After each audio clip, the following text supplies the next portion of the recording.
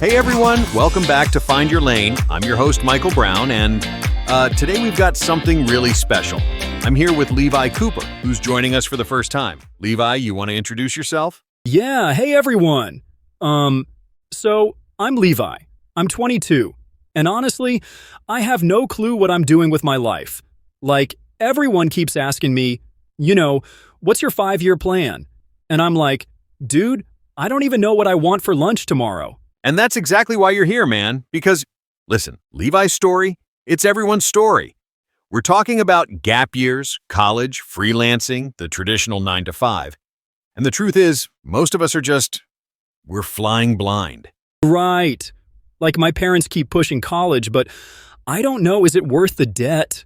And then my friend Jake, he dropped out and started this drop shipping thing, and he's making bank.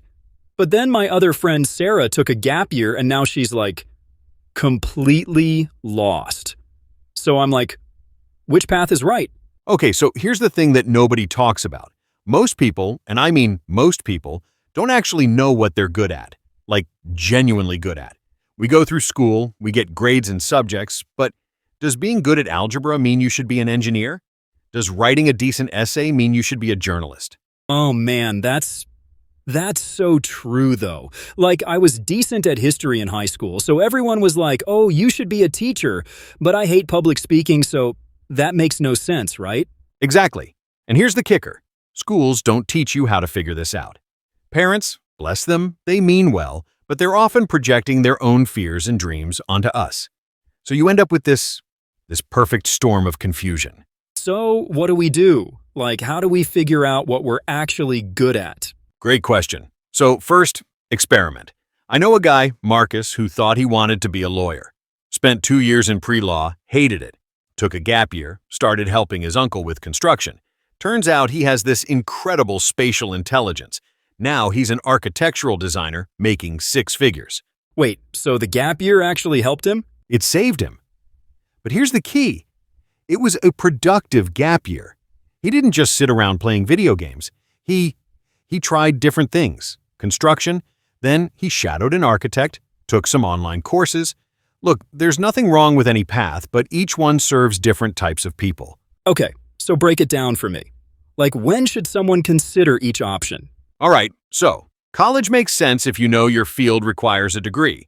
Doctor, lawyer, engineer, you need that credentials. But if you're going just because that's what you do, pause. Take a gap year. Try internships. Volunteer. Travel if you can afford it. Figure out what actually energizes you.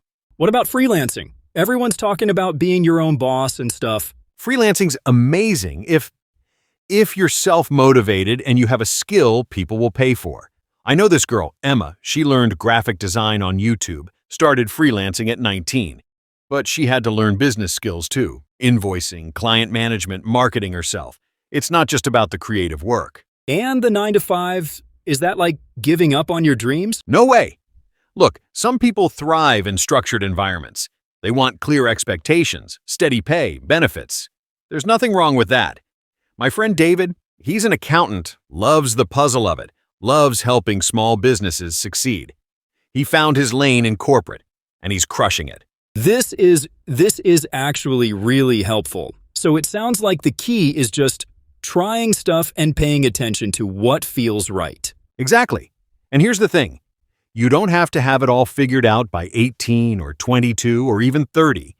I changed careers 3 times before I found my lane. The goal isn't to make the perfect choice.